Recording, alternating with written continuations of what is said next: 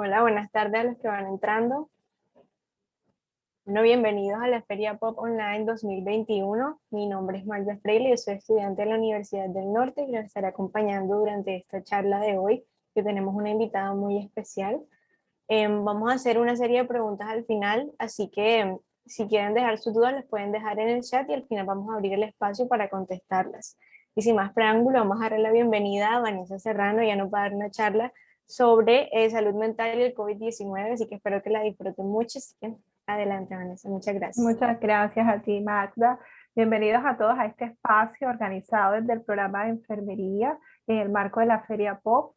Como bien decía Magda, vamos a estar tratando un tema bastante interesante en este tiempo de pandemia, que es cuál es el impacto que ha tenido la COVID-19 sobre la salud mental de todos a nivel nacional e incluso a nivel internacional. Porque sí, lo hemos escuchado mucho, ha impactado la salud mental, la ansiedad, depresión, pero con cifras, cuál ha sido este impacto y lo más importante, más que documentarnos de esas cifras, de cuáles son esas principales alteraciones en salud mental que se han presentado producto de la pandemia, es saber qué estrategias podemos implementar, estrategias sencillas que podamos implementar cada uno de nosotros y que podamos multiplicar con nuestros familiares, con nuestros amigos y de alguna manera esto pueda contribuir a mejorar nuestra salud mental si en este momento está afectada o a prevenir un posible trastorno o alguna alteración de la misma. Entonces, voy a comenzar a compartir mi pantalla. ¿Me confirmas, por favor, Magda, si ya se está visualizando? Listo, ahora sí vemos todo perfecto. Ok, Magda, muchas gracias. Bueno, entonces, como les decía, el tema de esta conferencia es salud mental y COVID-19. Vamos a empezar, como les decía anteriormente, con unas estadísticas de lo que fue el epicentro de esta pandemia, donde inició todo, que fue en China. Y vemos que en un estudio que se realizó el año pasado en China fue posible determinar esta serie de estadísticas en cuanto al impacto que ha tenido la pandemia en la salud mental de la población en general. Entonces observamos que un 53.8% llama la atención, estamos hablando casi del 60% de la población general en China, comentó que ha tenido un impacto psicológico de moderado a severo. No se menciona leve, se menciona de moderado a severo. También síntomas depresivos en un 16.5%, se observa ansiedad en 29%, podemos decir estrés en el 8%, todos entre moderados y severos, o sea que es algo importante, llama la atención de que requiere un manejo urgente porque él ya se encuentra categorizado como moderado o severo. Y los factores asociados a todas estas problemáticas en salud mental, más frecuente en el sexo femenino, ser estudiante también se demostró que es un factor asociado para desarrollarse este tipo de alteraciones y tener síntomas físicos específicos, o sea, alguna comorbilidad previa también es un factor de riesgo para que se vea afectada la salud mental producto de todo este tema de la COVID-19. Entonces eso fue a nivel internacional, situándonos en el epicentro de todo esto, en el nivel de China, donde inició todo. Y también les he traído aquí en esta lámina estadísticas nuestras, estadísticas colombianas, para que veamos qué tanto ha impactado también este tema en nuestro país. Entonces observamos que en Colombia, en un estudio que se realizó por Profamilia el año pasado, donde se involucraron 3.549 personas de diferentes regiones del país, diferentes estratos socioeconómicos, de diferentes edades, se les aplicó una encuesta y en esta encuesta se obtuvieron los siguientes resultados que de verdad son muy inquietantes.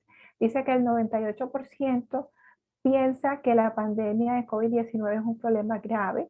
Dice el 75% se ha sentido cansado sin motivo, no lo asocia de pronto a alguna actividad física, alguna actividad intelectual, dice que sin motivo. 76% se ha sentido nervioso, 75% inquieto, 58% ha sentido rabia, 52% desesperanza y 40% se sintió tan triste que nada podía calmarlo. Estas son estadísticas recientes del año pasado en plena transcurso de todo este tema de la pandemia. Entonces, Bueno, ya conocemos las estadísticas a nivel internacional, a nivel nacional.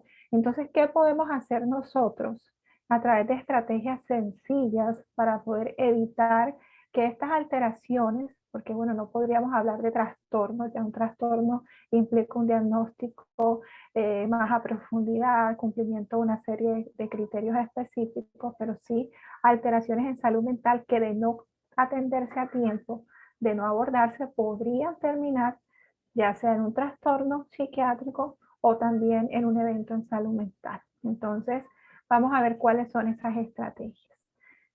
¿Cómo vamos con toda esta experiencia? ¿Cómo lo hemos vivido? Cada quien lo ha experimentado de forma diferente. Quienes son estudiantes, quienes ya tienen una familia, tienen la responsabilidad de un hogar. Entonces, es importante que nos hagamos esa pregunta nosotros mismos. ¿Cómo vamos? ¿Cómo estamos con respecto al año pasado, cuando inició toda esta pandemia, en los meses de junio, de julio, donde se vivió ese pico tan importante de casos a nivel local? Podemos en este momento contar la experiencia, nos sentimos más tranquilos, podemos exteriorizar lo que estamos sintiendo, podemos contarle nuestra experiencia a un amigo, a un familiar, a un allegado. Entonces, siempre es necesario, y esto es algo que debemos tener muy en cuenta, que nuestras experiencias debemos compartirlas con el mundo exterior. Y el mundo exterior implica todas esas personas que nos rodean, llámese familiares, compañeros de colegio, compañeros de universidad, amigos. El exteriorizar nuestra experiencia y compartirla con el resto de las personas puede ayudarnos a sentirnos mejor con nosotros mismos y a tener un auxilio en momento de necesidad. No podemos pensar que es mejor quedarnos callados, ahogarnos en esos sentimientos, en esos pensamientos negativos que estamos teniendo y no exteriorizarlos y no contarlos a otra persona. Eso en el momento que nosotros requerimos ayuda. También si nosotros contamos nuestra experiencia, le referimos a un familiar cómo fue ese periodo inicial, qué tan ansiosos estábamos, qué estrategias implementamos, cómo nos sentimos ahora, si nos sentimos mejor, va a ayudar a esa otra persona que en este momento está pasando por una situación similar a aplicar lo que nosotros nos dio resultados y también va a ser beneficioso para ella. O sea que desde el punto de vista donde se mire, es comenzar a exteriorizar nuestra experiencia, a contarlo, ya es una terapia en sí que nos ayuda a nosotros y también ayuda a nuestro prójimo. Entonces es muy importante tener en cuenta que nuestras experiencias, ¿verdad? Nuestras experiencias a través, contar nuestras experiencias a través de los diferentes medios posibles, hace que el proceso sea mucho más llevadero. De la manera que ustedes decían, si de pronto no hablando con una persona, pero publicando algo, haciendo un diario, de la manera que ustedes determinen cómo contar esa experiencia, va a ser más llevadero el proceso. Y lo que les decía anteriormente, otras personas que han vivido situaciones similares a las nuestras pueden ser de gran ayuda para nosotros y nosotros para ellas. Si nosotros le contamos esa experiencia a otra persona, esa persona puede decir, yo pasé por un momento similar y yo lo pude superar de esta manera, y nosotros con esa retroalimentación nos podemos apoyar y podemos seguir también avanzando en todo este proceso de la pandemia relacionado con nuestra salud mental. Existen unas técnicas de exteriorización y esto pues va muy de la mano de la personalidad de cada uno, de cuál de estas técnicas les parezca más conveniente.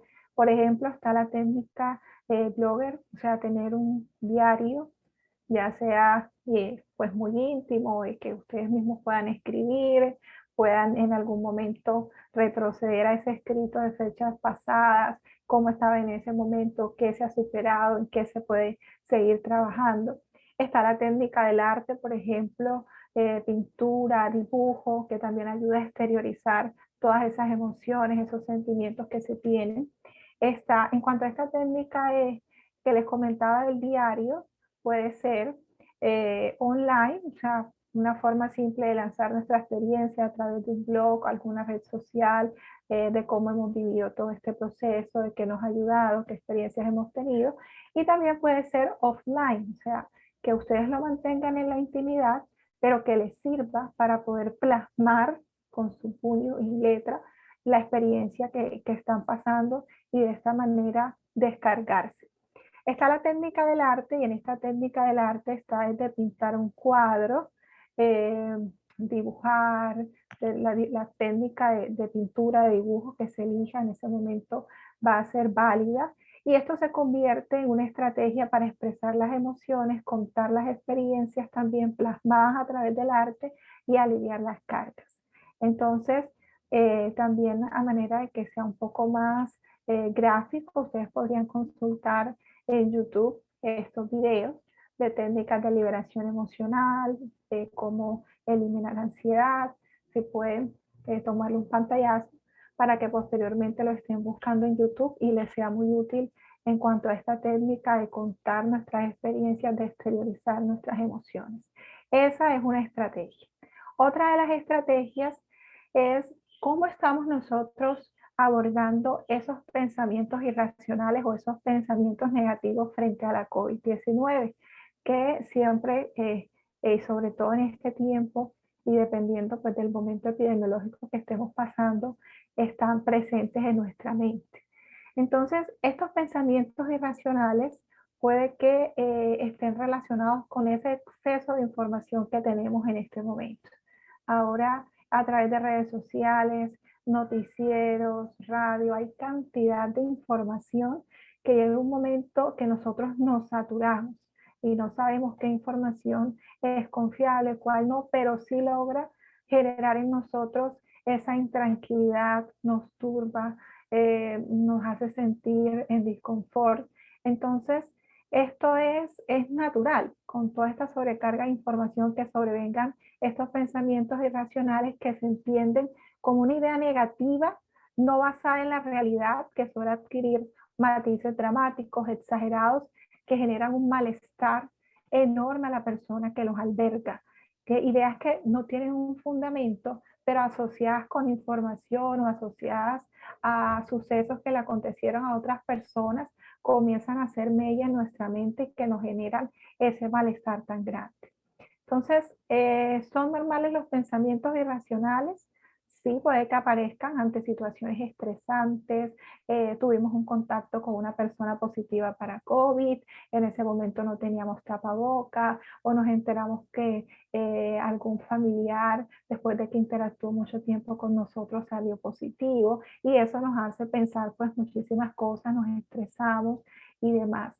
Pero estos pensamientos irracionales no son de carácter adaptativo, es decir, en nada nos van a ayudar para afrontar las situaciones de la vida diaria, por eso debemos descartarlos. Entonces, ¿cómo los descartamos? ¿Cómo nos deshacemos de esos pensamientos irracionales que tanto daño le hacen a nuestra salud mental? El primer paso es la correcta detección de estos pensamientos irracionales. Y para esto nosotros debemos determinar cuáles son las características de esos pensamientos. Si son automáticos, o sea, que no se generan de manera voluntaria, que no hay algún agente causal, que solamente están en nuestra mente y comienzan a perturbarnos sin ningún motivo aparente. Si son infundados, no se corresponden con la realidad. Si son estresantes, o sea, que provocan una respuesta emocional negativa en nosotros, al ser tan persistentes. Entonces, ya una vez nosotros detectando de qué tipo son estos pensamientos, que un ejemplo son los que les voy a mencionar ahora: voy a morir, soy más débil que los demás y no voy a poder superar esta situación, si me enfermo mi caso será más grave que el resto, seguramente necesitaré unidad de cuidado intensivo, estoy perdido, si voy al hospital será peor, y así con cantidad de pensamientos irracionales que pueden llegar a nuestra mente. Entonces, ¿cuáles son esas técnicas para que nosotros podamos afrontar esos pensamientos irracionales? Está la técnica de Stop Thinking. Esta técnica consiste en que en el momento que llega ese pensamiento irracional a nuestra mente de cualquier tipo, en cada caso será particular, nosotros mentalmente podamos decir 2 veces stop, stop. Después de esto, después de tratar de combatir esa idea desajustada, irracional, negativa, nosotros vamos a intentar sustituir esa idea por una de carácter reconfortante y adaptativo. Un ejemplo de esto sería: cumpliré las medidas de autocuidado, protegeré a mi familia y con esto disminuyo la posibilidad de contagio. Si estamos teniendo un pensamiento de tipo negativo constante, de miedo al contagio y todo, lo contrarrestamos con este pensamiento racional de lo que sí está en nuestras manos y de lo que sí podemos hacer para protegernos. Está la técnica también de racionalización para afrontar estos pensamientos irracionales, en la cual nosotros, a través de una idea, de un pensamiento, o sea, cuando se presenta ese pensamiento irracional, nosotros inmediatamente formulemos una pregunta para desmentir o para deshacernos de ese pensamiento. Entonces, si nos sentimos más vulnerables que el resto de las personas, si sentimos que si nos llegamos a enfermar va a ser más grave que los demás, nosotros podemos, frente a ese pensamiento, preguntar por qué iba a ser yo más débil que los demás. Si yo en este momento me encuentro sano, me estoy alimentando bien, estoy haciendo ejercicio, estoy cumpliendo con todas las medidas de protección personal, entonces de esa manera también se pueden llegar a contrarrestar estos pensamientos irracionales. Y sin lugar a dudas, implementando estas técnicas vamos a lograr con la práctica. No es cuestión de que lo intento hoy, no me dio resultado, desisto, no es cuestión de perseverancia. Se va a lograr impedir que estos pensamientos irracionales puedan afectar nuestra salud mental y que se refleje a través de ansiedad, de depresión, de crisis de pánico. Eso es muy importante. Entonces, continuando con todas estas estrategias, tenemos como otra estrategia importante es cómo gestiono las emociones negativas que se me presentan, que a veces pues no sabemos manejarlas, no sabemos qué hacer en esos casos. Y son muy frecuentes. Nosotros a diario nos enfrentamos a un sinnúmero de estas situaciones que pueden generar emociones negativas. No solamente el temor al contagio, sino todo esto que ha desencadenado la pandemia, situaciones de tipo como conflictos económicos, pérdidas, frustraciones, el hecho de estar encerrado en casa, limitado a realizar actividades presenciales que teníamos acostumbrados. Todo esto lleva a la generación de emociones negativas, por lo cual es importante que podamos aprender cómo las podemos gestionar. Entonces, cuando hablamos de emociones negativas, ¿a qué nos referimos? Empecemos por definir eso. Están 5 conceptos importantes dentro de estas emociones negativas. Empezamos con el de hipotimia. Ese concepto de hipotimia está relacionado a un estado de ánimo decaído, bajo, porque no estoy haciendo mis actividades con normalidad, porque debo estar encerrado, porque no puedo compartir con mis amigos como normalmente lo hacía, porque debo usar un tapabocas permanentemente, que está afectando incluso mi imagen personal. Todo esto puede llegar a causar esta emoción negativa. Está la ansiedad, que es lo que se genera en nosotros como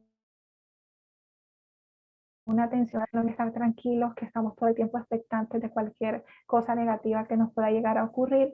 Está la irritabilidad, que se caracteriza por una persona que es hostil, que es poco receptivo a la crítica, a un consejo, a una opinión de otra persona. Está el aplanamiento, donde hay un rango limitado de la expresión emocional, o sea, la persona es indiferente a situaciones que le deben generar alegría, tristeza, que sonreír, sino que constantemente mantiene un carácter plano. Y está el enfado, donde se ve una reacción rabiosa y negativa frente a una situación que quizás no merece que la persona se torne de esta forma. Entonces, ¿cómo afrontamos esas emociones negativas? Existen diferentes técnicas, yo les he traído acá las más comunes y las más sencillas para aplicar. Está la respiración controlada.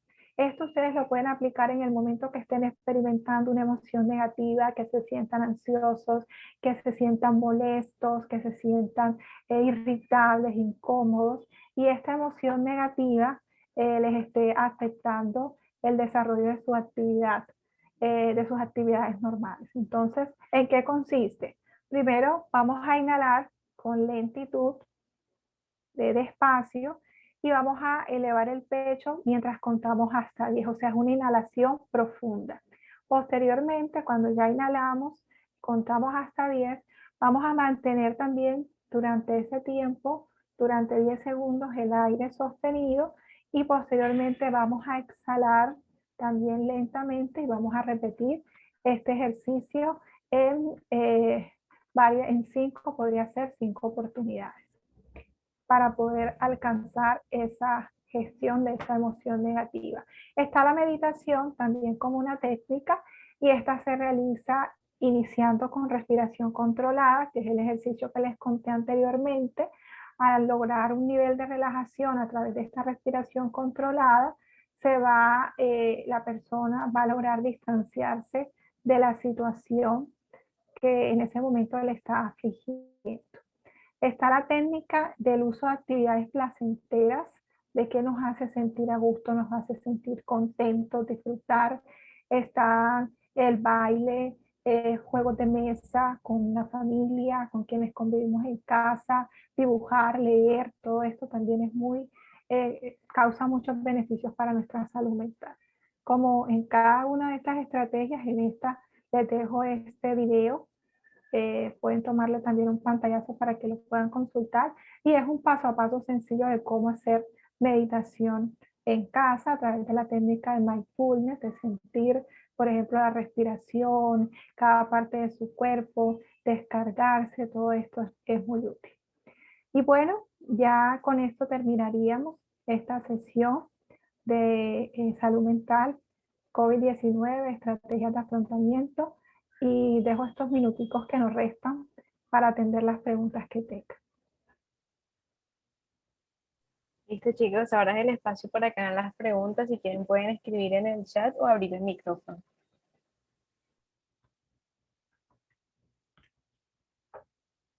Preguntas que tengan con respecto a la temática o con respecto específicamente a enfermería, inscripción al programa, no sé, las dudas que tengan, igual también pueden pasar por nuestro stand, que voy a estar allí hasta las 6 de la tarde y con todo el gusto voy a poder seguir interactuando con ustedes y aclarando las dudas que tengan.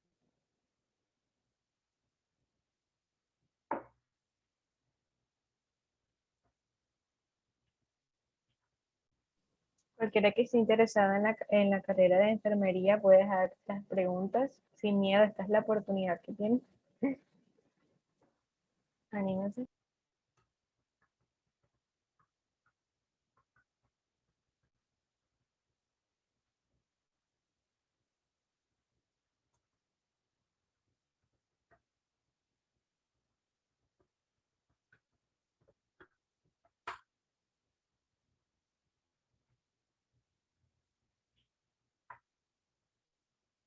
Bueno, Magda, no hubo preguntas.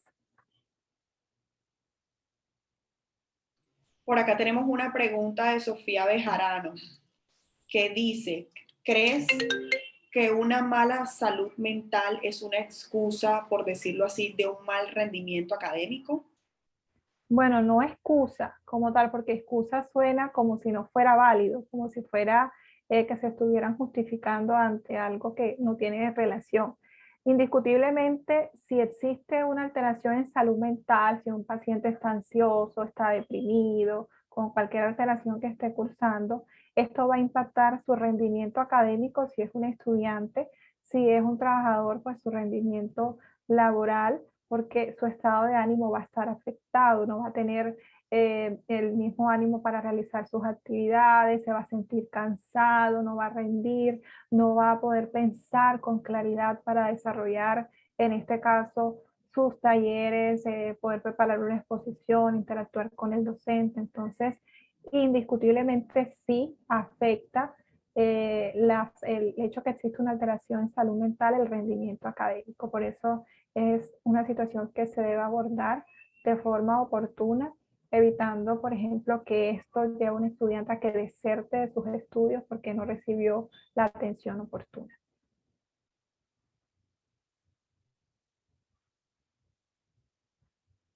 Gracias, todavía tenemos espacio para una pregunta más.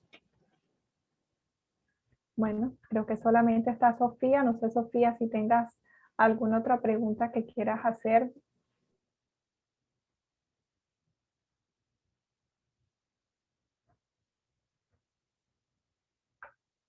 Ahora, sí, ¿tú crees que como la atención que los colegios le están dando hoy en día a la salud mental es suficiente o deberían como darle aún más atención? Porque al menos yo creo que no es como la atención, no le están dando tanta atención como deberían.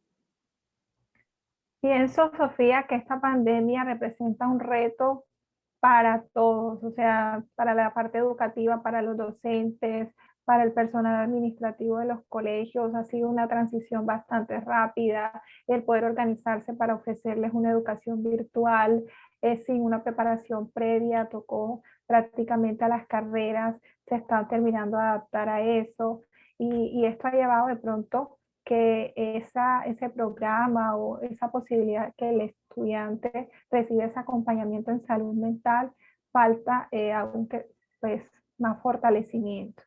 Y es un aspecto que debe ser abordado, quizás no todos los colegios, dependiendo pues del nivel del colegio y demás, tengan este programa instaurado, entonces sí se necesita seguir fortaleciendo, hacer tamizajes en los diferentes cursos de cómo está la salud mental, que exista de pronto un profesor consejero, de pronto con un profesor consejero el estudiante tenga más afinidad y le pueda contar y esto se pueda elevar a psicología y se pueda abordar.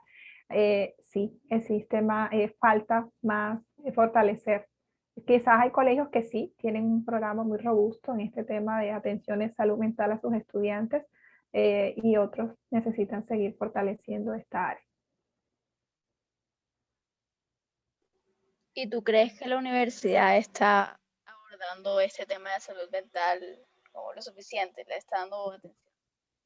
Sí, sí, Sofía. La Universidad del Norte tiene desde bienestar universitario el programa de asesoría psicológica e incluso en el área de la salud nosotros tenemos una psicóloga que está adscrita directamente a la División Ciencias de la Salud, con la cual los estudiantes tienen contacto directo y pueden hacer una cita con ellas, comentar cómo se sienten en ese momento, qué acompañamiento necesitan. Incluso si en esa cita con psicología la psicóloga detecta que la estudiante está cursando ya no con una alteración en su salud mental, sino con un trastorno que ya pues aumentó la gravedad, ese estudiante tiene una cobertura desde su póliza estudiantil de consultas con psiquiatría y también pues se puede llevar hasta este nivel. Entonces, considero que sí, que desde la universidad se está haciendo ese acompañamiento a los estudiantes, que se ha intensificado ahora, que de pronto las citas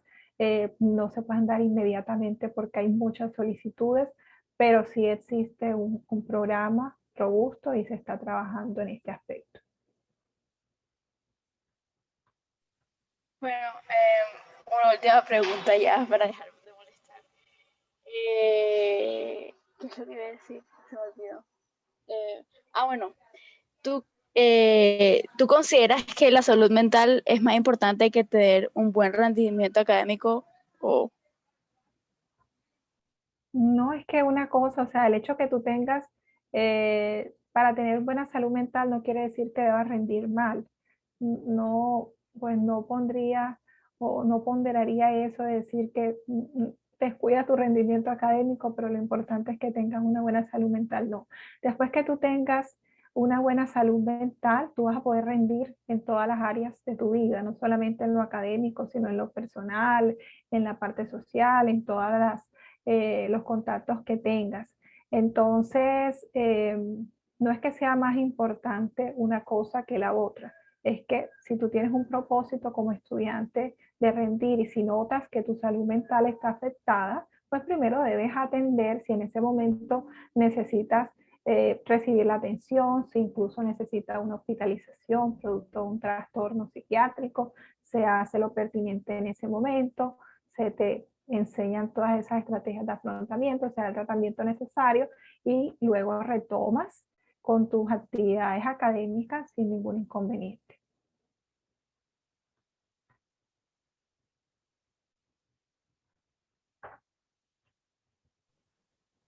Bueno, listo. Gracias, Sofía, por tu pregunta. Espero que te haya quedado todo claro.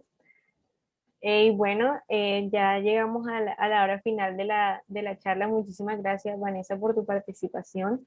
Estuvo muy interesante y espero que a todos los interesados en enfermería les haya ayudado mucho. Gracias por hacer parte de la Feria Pop Online 2021. Y a todos ustedes que participaron también, recuerden que pueden seguir recorriendo las demás actividades y en el stand de ella pueden, si tienen más dudas, ella también les asignó el correo ahí en el chat y si tienen más dudas sobre otras cosas de la universidad, pueden seguir recorriendo todo el contenido que tenemos preparado especialmente para ustedes. Así que muchísimas gracias de nuevo y gracias, Vanessa. Bueno, gracias Magda, gracias Isa y a todos los asistentes. Que tengan un feliz resto de tarde. Con muchísimo gusto, feliz tarde.